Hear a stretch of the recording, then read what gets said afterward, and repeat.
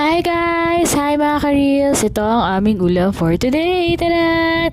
So kung napapansin nyo, lagi akong bumibili ng chicken curry. But this time, nagluto na kami. Favorite ko kasi siya. Napakasarap kasi niya eh. And then, chicken pa siya. So, safe naman kahit kumain ka ng marami, di ba? And then, as you can see kanina, ito yung mga ricado namin. Ayan.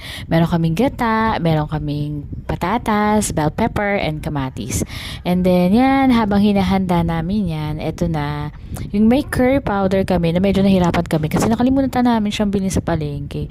So, yan, eto na, medyo prepared na yung aming ulam for today. And meron din kaming fish for my mom and dad. So, kung meron kayo suggestion, comment nyo lang below. Follow me, guys! Pwede ako makatanggap na stars. So, yan.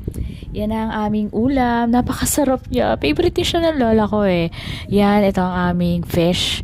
Yan lang guys. Happy eating. Bye!